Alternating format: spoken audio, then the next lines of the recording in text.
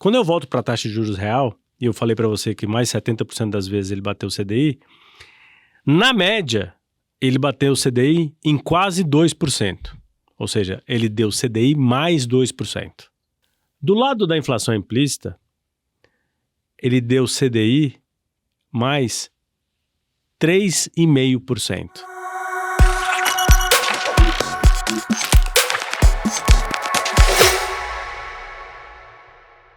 Olá, bem-vindos ao Na Mesa com a Gestão. Estamos inaugurando um novo quadro para nos aproximarmos ainda mais dos nossos gestores e analistas e entender um pouco mais sobre suas expectativas e estratégias com relação ao mercado. Nesse primeiro episódio, tenho o prazer de conversar com o André Caetano, responsável pela mesa de renda fixa e inteligência de mercado. Tudo bom, André? Tudo bem, Rafa, e você? Tudo certo. Obrigado pelo convite. Eu que agradeço. André, seguinte... Nós sabemos que ter um portfólio diversificado e com uma parte dele em ativos atrelados à inflação é sempre bom, né? Mas por que todos estão falando tanto sobre o PCA mais 6? Esse nível de remuneração é bom mesmo? Bom, Rafa, o nível é bom sim. Uma das melhores maneiras de ir lá e entender se algo é bom ou ruim ainda é olhar um pouco para o passado, né? E entender como é que foi que tudo isso aconteceu lá atrás. Quando eu penso em IPCA mais 6, é um nível que historicamente é muito alto para o Brasil, né? E a gente foi lá nas nossas bases de dados, né, dados da Anbima e tudo mais, e fez um estudo para entender como é que foi a dinâmica desse nível de IPCA para um vencimento de 5 anos. Por que a gente escolheu 5 anos? Porque a gente gosta também de olhar para um outro índice, que é o IMAB5, que é o índice das NTNBs mais curtas emitidas pelo Tesouro Nacional, que tem vencimento menor do que 5 anos, certo? E aí a gente foi lá e olhou essa taxa de juros de 5 anos nos últimos 15 anos. Uau. Também olhou qual foi a inflação implícita nesta taxa de juros real, ou seja, quando a gente vai lá e faz a conta entre a taxa real, que é a taxa da NTNB, e a taxa de juros nominal, que é o chamado pré-fixado, né? A diferença entre os dois a gente chama de inflação implícita, né? Então é como o mercado está projetando que vai ser a inflação para daqui a 5 anos, na média dos próximos 5 anos, né? Então a gente fez um estudo olhando essas duas variáveis, taxa real de juros de 5 anos e inflação implícita de 5 anos, nos últimos 15 anos, como eu falei. E além disso, a gente também viu para cada momento do tempo qual foi a performance desse índice IMAB5 12 meses à frente. Ficou claro? Claro. Tá legal, então. E aí o que foi legal desse estudo? Primeira coisa, quantas vezes nesses últimos 15 anos a taxa de juros real, ou seja, a taxa da NTNB, superou algo em torno de 6%. Olha, isso aconteceu por volta de 35% das vezes, neste horizonte que eu acabei de falar. Quantas vezes a inflação implícita foi abaixo de algo em torno de 5%, que é o que está hoje? Na verdade, 5% é a média que a gente foi e fez a conta, a média do que a gente experimentou esse ano, tá? Esses últimos 6 meses. A gente vê que foi abaixo de 5% por volta de 30% das vezes. E por que eu estou olhando essas duas coisas? Porque quando você vai lá e investe num papel de inflação como a NTNB, você pode ter ganho de capital de duas maneiras. Porque você investiu numa taxa de 6%, por exemplo, e essa taxa de juros fechou, então ela caiu, né? Então saiu de 6 para 5, por exemplo. Assim você vai ganhar dinheiro. Ou, se você for lá e comprou um papel de inflação que tinha implicitamente uma inflação de 5%, e a inflação foi acima disso. Por quê? Porque o IPCA também corrige esse título público. Então ele está protegido contra a inflação, mas se o mercado performar melhor e a taxa de juros cair, ele tende a se beneficiar também. Isso, ele pode se beneficiar dessas duas maneiras. Muitas vezes ele se beneficia só de uma delas, quando faz uma aplicação dela, muitas vezes se beneficia das duas, né? E aí o que é bacana? Aí eu fui lá e fui entender, legal. Todas as vezes que, então, eu comprei essa NTNB de 5 anos numa taxa real acima de 6%, como é que foi o desempenho do IMAB5 12 meses à frente? Aí começa a ficar melhor. Por quê? Porque 73% das vezes o desempenho desse meu B5 superou o CDI. Não é desprezível estatisticamente esse percentual. Definitivamente não, né? Quando agora eu olho só a dimensão da inflação implícita, e aí depois a gente vai falar um pouquinho mais sobre essa questão da inflação implícita, tá?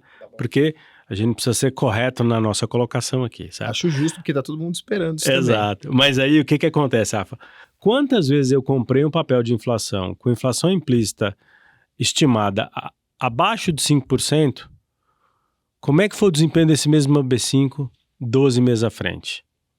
Bom, 90% das vezes ele bateu o CDI. Agora eu vou dar mais uma informação, que é o seguinte. Quando eu volto para a taxa de juros real, e eu falei para você que mais 70% das vezes ele bateu o CDI, na média, ele bateu o CDI em quase 2%. Ou seja, ele deu CDI mais 2%. Do lado da inflação implícita, ele deu CDI mais 3,5%. Uau, além de estatisticamente ele ser acima de 90%, que é, excelente. Incrível. O retorno acima do CDI foi muito robusto. Foi. Muito forte. Exato. Uau. Mas o mais interessante é o seguinte, hoje, neste momento, e isso tem acontecido durante esse ano, a gente tem uma situação onde eu combino essas duas coisas. Você tem NTNBs, nesse prazo de 5 anos, pagando esse IPCA mais 6, na verdade está um pouquinho mais do que isso. Tá bem acima e a inflação disso. implícita rodando em torno de 5%. Tá bom. Eu tenho essas duas coisas acontecendo ao mesmo tempo. E aí eu vou te falar, sabe quantas vezes isso aconteceu na história? Menos de 1% das vezes. Uau. Não é comum esta combinação dessas duas coisas, tá? E aí o que é legal? Apesar de ser estatisticamente talvez um pouco desprezível, porque eu estou falando de menos de 1% das vezes, mas é emblemático falar todas as vezes que isso aconteceu. Quem foi lá e investiu, quem foi lá e investiu no meu B5? Sim. Todas as vezes ele ganhou do CDI. Nessa configuração. Exato. E o mais legal é assim, você pode dizer que apareceu muito pouco, então você fala, puxa, estatisticamente é muito pouco, ou a gente pode dizer que é um momento único, porque, puxa, quase nunca aconteceu e hoje a gente tem a oportunidade de vivenciar isso nesse momento de mercado. Exato. E aí, isso me leva a uma pergunta importante que é, como é que a gente chegou nesse momento de mercado? Como é que você avalia que o impacto do cenário externo, interno, o que tem influenciado os preços para que a gente chegasse a ter esses ativos com taxas e preços tão atrativos? Antes de responder a sua pergunta, tem uma questão estrutural que é muito importante e que hoje está diferente do que foi no nosso histórico. A meta de inflação do Banco Central passou de 4,5% em boa parte desse histórico para 3%, que é o que a gente tem agora. Então, talvez seja mesmo esperado que a gente tenha uma inflação implícita menor. Acho que é importante pontuar, né? O estudo olha um período onde a meta de inflação era diferente. Então, talvez esse componente da inflação implícita que eu pontuei aqui, ele tenha uma relevância menor. Mas sim, os juros rodando acima de 6, e na verdade, no dia de hoje, boa parte da curva de TNB está muito mais próxima de 6,30, 6,40, 6,50, é um nível muito alto. E você me perguntou por que isso está acontecendo. É uma questão externa? É uma questão nossa? E a gente gosta, de novo, de ir lá e fazer conta e olhar o que aconteceu, né, Rafa? Esse nível, né, que a gente acabou de comentar aí de IPCA mais 6, IPCA mais 6 é alguma coisa, como a gente tem visto agora, o mercado continua aí bastante volátil, bastante... num momento bastante delicado do ano, né? Eu acho que talvez no pior momento do ano que a gente está vivendo agora. E a gente gosta de entender o porquê que isso está acontecendo, né? Você me perguntou, é externo? É alguma coisa interna? O que explica isso, né? Então a gente foi lá, fez uma retrospectiva de ciclo de juros, né? O corte que se esperava, o que se espera aqui no Brasil, né? Nesse ciclo que se iniciou ali em agosto de 2023, que o Banco Central fez uma interrupção, agora na sua última reunião, saindo ali de 13,75, vindo até 10,5, né? Mas eu estou olhando um horizonte até o final de 2025. Por quê? Porque eu quero também olhar como é que o mercado vem precificando qual seria o tamanho do corte que será promovido pelo Fed nos Estados Unidos. E as informações disso eu compilei nesse gráfico, onde eu olho e tento entender o que é feito externo, o que é feito local, o efeito nosso, o nosso idiosincrático aqui, as nossas histórias, né? E aí o que é muito curioso, se eu pego de julho do ano passado, julho de 2023, até hoje, e na verdade eu vou parar do até hoje, vou olhar 3 meses atrás, e você olhar essas duas linhas, a verde e a vermelha, a verde e a vermelha. Verde é o tamanho que eu esperava, o tamanho, na verdade, que o mercado projetava ou projeta do que será o corte de juros no Brasil. A vermelha, o tamanho que o mercado projeta que será o corte de juros nos Estados Unidos. Você vê que essas duas linhas caminham muito juntas. Incrível. Me surpreendeu isso, eles andam muito próximos. Quando eu faço uma linha de tendência, então, é praticamente o mesmo caminho que elas percorrem. O que chama muita atenção? De 3 meses para cá, a gente teve um descolamento. É como se a gente tivesse acoplado na locomotiva dos Estados Unidos e, de repente, a gente foi lá e desacoplou.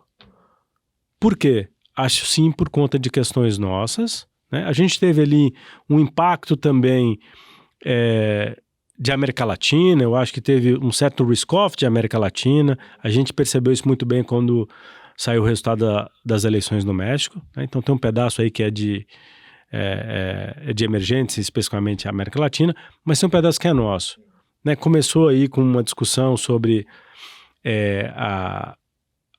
o nosso arcabouço fiscal, a meta para esse ano, total de despesas com relação ao que era esperado antes, alguns embates entre executivo e Banco Central, enfim, uma série de questões que nos fizeram, mais uma vez, eu digo mais uma vez por quê? Porque isso acontece em vários momentos do tempo. Mais uma vez, relembrar que a nossa situação fiscal é uma situação um pouco delicada.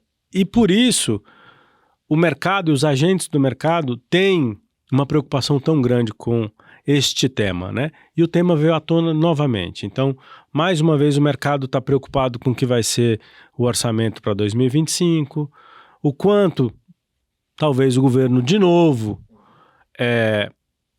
faça algum tipo de ajuste no arcabouço que ele mesmo criou. Então, todo esse barulho, vamos assim dizer, todo esse ruído, na verdade, fez com que os preços de mercado tivessem uma piora muito relevante. Vou olhar aqui 3 preços de mercado. Um deles foi, de fato, a parte de juros nominais, aqui onde eu olho o que o mercado precificava de cortes de juros, a gente vê que a gente está no pior momento que a gente já teve desde que se iniciou o ciclo lá atrás. Ou seja, o mercado está, neste momento, com uma curva de juros que implica em altas de juros, para você ter ideia, altas de juros esse ano e no ano que vem aqui no Brasil. Muito diferente do que a gente imagina que será o andamento da política monetária aqui, né? Diferente do que parece ser a expectativa do próprio Copom, né? Uma outra variável que também sentiu isso de maneira dramática foi o câmbio. Então esse gráfico que eu trouxe aí, que eu chamei de trackers de câmbio, foi justamente para mostrar diferentes momentos onde a gente vê esse câmbio real, que é essa linha azul, descolar dos modelos que a gente usa para ver como é que está se comportando o câmbio. Um modelo de fundamentos, onde a gente olha os fundamentos do país e tudo mais. Um outro modelo onde a gente simplesmente faz uma comparação com os emergentes, ou seja, o nosso peer group. A gente vê que a linha azul se descolou muito das outras duas. Assim como aconteceu durante a pandemia, muito razoável isso, a gente na pandemia teve, de fato, um descompasso muito grande por conta de despesas que vieram muito além do que se imaginava, o combate aos efeitos da pandemia e tudo mais, né? Então a gente de fato teve sim uma questão fiscal muito importante e a gente vê como o câmbio reage a isso muito rápido.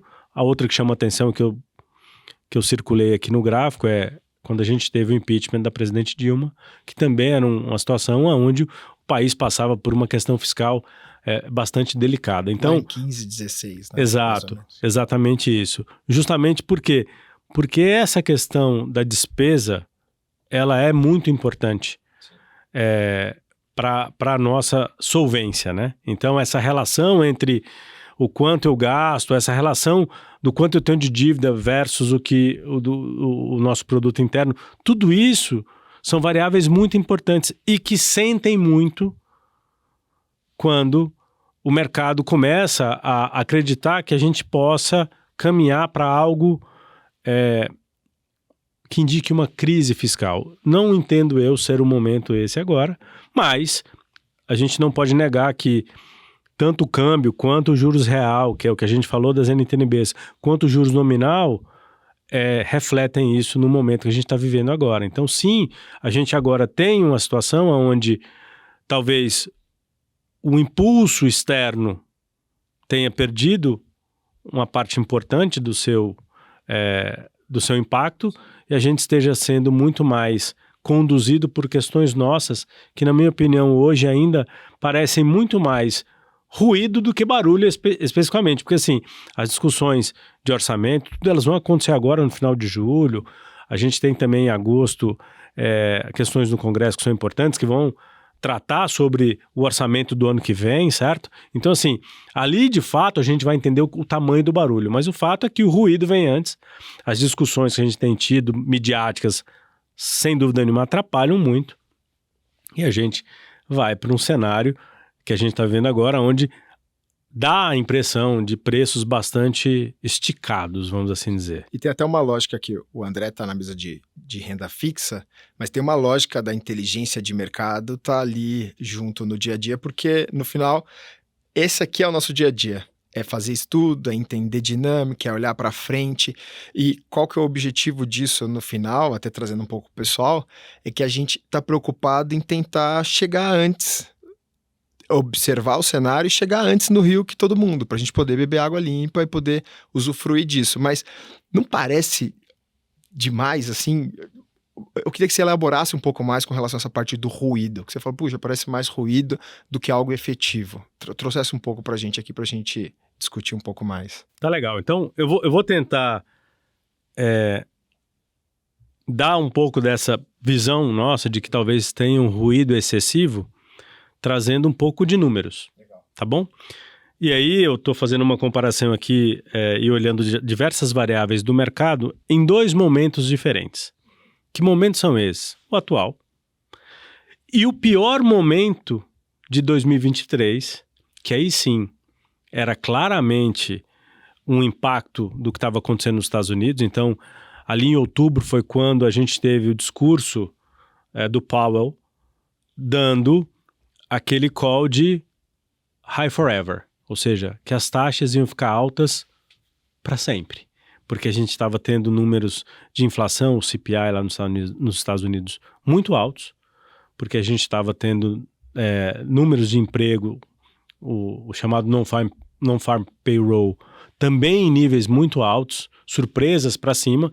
Então foi a hora que o Fed deu aquele call de, nossa, talvez eu precise ficar com as taxas altas durante muito tempo, para sempre, né? Essa foi a hora que o mercado sentiu demais, que foi em outubro. Foi o pior momento do ano passado. Foi exatamente o pior momento do ano passado, foi o pior momento do ano passado lá fora e foi aqui também, né? Se a gente olhar lá na curva, no gráfico, onde eu comparo o externo com o local, a gente vê que lá também foi o momento onde a gente teve a pior precificação do tamanho do nosso ciclo de cortes, foi também o momento onde a gente teve a pior precificação para o mercado do que seria ou do que será o ciclo de cortes americano. Mas o que é curioso? Quando eu começo a olhar variáveis externas nesses dois momentos, aí eu olho juros real nos Estados Unidos, as chamadas TIPS, para 10 anos, está melhor. O CPI Core, que é a inflação deles, está melhor. A Treasury de 2 anos, que é os juros nominais de 2 anos, está abaixo. E o de 10 anos, também. E o petróleo, está de lado. E o CDS de Brasil, que é uma coisa que, né, a gente tem lá fora, que é como o investidor lá precifica o risco Brasil, também está menor. Bom, então não é mais o externo. A gente viu, realmente descolou, porque o externo realmente está melhor. Por isso que a gente vê ali aquela linha vermelha começar a subir e a gente foi lá e embicou na trajetória do gráfico. Então ele piorou no começo do ano, que nos impactou, mas agora que melhorou, a gente... A gente não conseguiu acompanhar, a gente desatachou, né? A gente desconectou, vamos assim dizer. Quando eu vou para o mercado que eu chamei aqui de FX, que é o mercado de câmbio, a gente traz uma variável que é o DXY. Isso é uma cesta do dólar contra todas as outras moedas. Está de lado. Quando eu olho uma cesta do dólar contra as moedas de América Latina, eu tenho uma piora. De fato, essas moedas perderam algo em torno de 4%, 5%. Vamos lembrar que um pedaço disso é culpa nossa, porque a gente faz parte dessa cesta. Quando eu olho o real, no dia que eu fiz isso aqui, que foi ontem, a gente piorou mais de 12%. É até difícil falar, né? E aí, o que é curioso, Rafa? Por que o dólar andou tanto? Porque talvez seja essa a variável de mercado mais sensível. É natural, é o hedge natural, é a proteção natural. Você tem medo do que pode acontecer com o Brasil, você compra dólar. Você vende o real, você compra o dólar, certo? Assim, isso acontece em diversos momentos. É uma variável super importante, muito volátil, e que a gente viu ter um movimento muito forte. Quando eu vou para o que deveria ser o mais importante dentro do arcabouço do que é o regime de inflação do Banco Central, que é olhar a inflação, e olho esses 2 momentos do tempo, também tudo melhor, Rafa. O IPCA de 12 meses está melhor, o IPCA Core está melhor. Que é a nossa inflação aqui no Brasil. Exato. A implícita de 5 anos está menor. O que está pior? O Focus para 2025. O que é o Focus? É a pesquisa que o Banco Central faz com os agentes de mercado, onde eles vão lá e colocam as suas diferentes expectativas para diferentes variáveis. E o mercado piorou de 3,5% para 3,80% a inflação de 2025. É pior?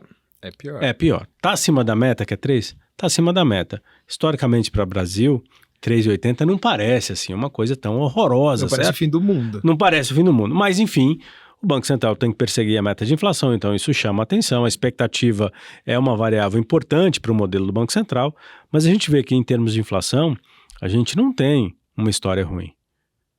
Tá bom. Só sobrou a parte fiscal. Aí a gente vai olhar as projeções fiscais que estão no prisma, lá do Ministério da Fazenda. Sabe o que é o mais curioso, Rafa? Tá tudo mais ou menos igual que era outubro do ano passado.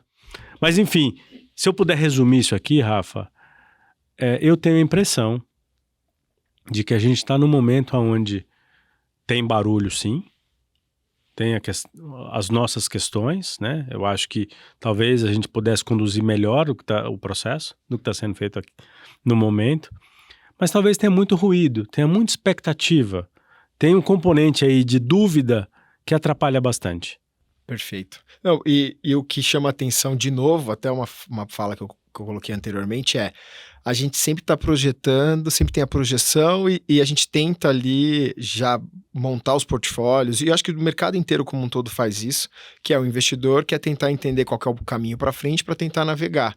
Só que hoje o que parece, pelo menos com relação aos preços, parece muito pior do que o que você acabou de me mostrar. Exato, né? Se olhar a fotografia, né? E aí vamos olhar a fotografia bem rápido, assim, né? O Brasil crescendo 2%, desemprego em torno de 7%, inflação rodando em 3,5%, com expectativa de repente 3,8% ano que vem. Não parece um país, não parece um Brasil que a gente está acostumado é muito feio na fotografia, né?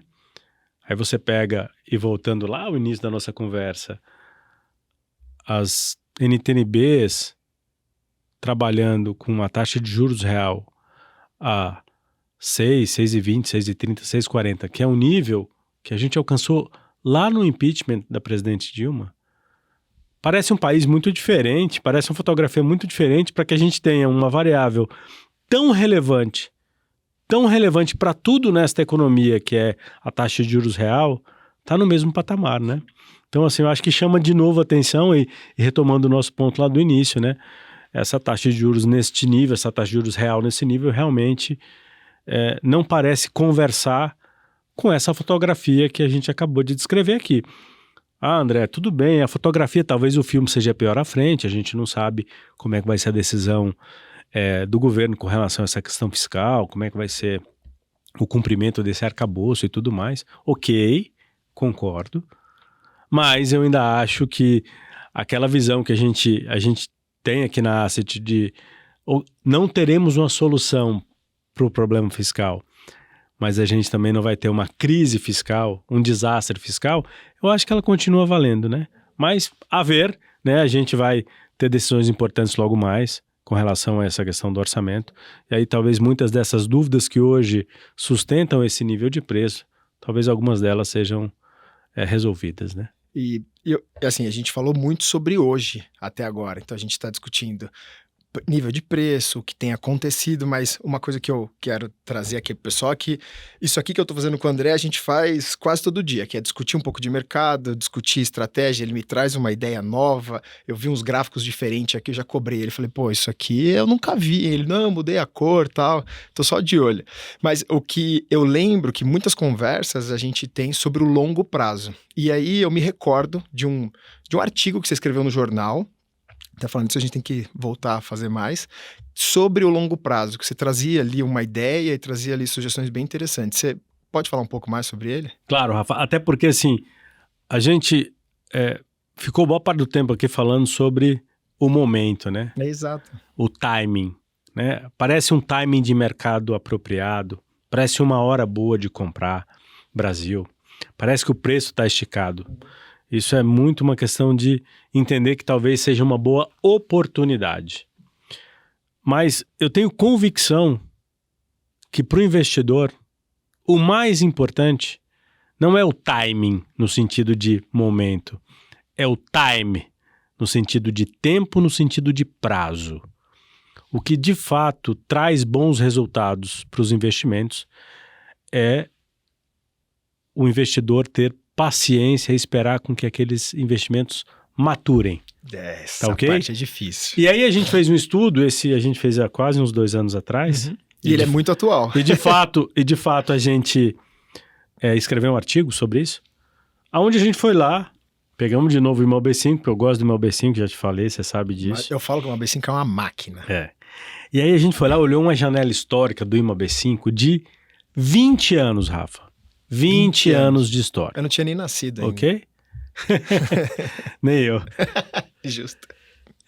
Nesses 20 anos de histórico, a gente foi lá e começou a analisar todas as possíveis janelas de investimento de 1 mês, 3 meses, 12 meses, 6 meses, 24, 36. Isso é o quanto tempo o investidor ficou... Quanto tempo o investidor ficou naquele índice que é o IMAB5. Então dá para imaginar que em 20 anos foram milhares de janelas de 1 mês que eu consegui fazer, porque eu ia fazendo o estudo dia a dia, né? Ia correndo no tempo e tentando entender. E a gente pegou o resultado disso e colocou nesse gráfico que a gente está mostrando para você. O que é curioso? Primeiro eu quero falar das barras verdes. Essas barras são a frequência com que o IMAB5 supera o CDI naquelas janelinhas de 1 mês.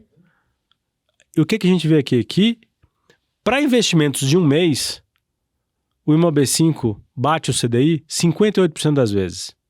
Uma moeda. No big deal, certo? É quase uma moeda. Joga a moeda pra cima. cima. É uma moeda um pouquinho viciada aí, né? Mas é quase uma moeda. Justo. O que vai ficando mais legal? A partir do momento que eu começo a falar, não, eu não vou olhar janelas de um mês nesses 20 anos, eu vou olhar todas as janelas de 12 meses. Então, todas as vezes que nesses 20 anos o investidor ficou aplicado no IMAB5 durante 12 meses. Essa taxa essa frequência com que o IMAB5 bate o CDI já salta para 72% das vezes. De novo, não desprezível Já começou a ficar bom, certo? Justo. Agora, o mais curioso é o seguinte. Quando eu vou para um horizonte de 5 anos, e que vamos combinar, 5 anos, pensando em termos de investimento, não é um grande prazo. Imagine investimentos de previdência, por exemplo. Eu estou fazendo investimento para os próximos 15, 20 anos. 30 anos. Exato.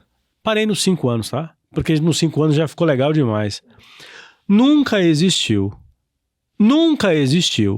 em 20 anos, nenhuma janela de 5 anos que o investidor tenha ficado aplicado no IMAB5 e que ele tenha perdido para o CDI. Isso é consistência. Isso acontece por inúmeras razões, eu trato disso um pouco no artigo, né? Mas o mercado trabalha com certo nível de prêmio, que é o que a gente está vendo que ele faz agora. A gente tem um histórico de inflação no Brasil, de inflação alta, isso também contribui para um índice como o IBOV5, mas o mais interessante é quando você vê a dinâmica dessas barras. Elas são crescentes à medida que você tem um pouco mais de paciência. E para arrematar, eu quero falar um pouquinho da intensidade. Então, assim, nessas janelas de 12 meses, né, que o IMAB5 bateu o CDI 72% das vezes, na média, ele superou o CDI em 2,2%. No pior momento, perdeu o CDI menos 8%. No melhor momento, deu CDI mais 12%. Quando eu vou caminhando de novo nas janelas e deixando o prazo de investimento mais longo, isso vai ficando ainda melhor.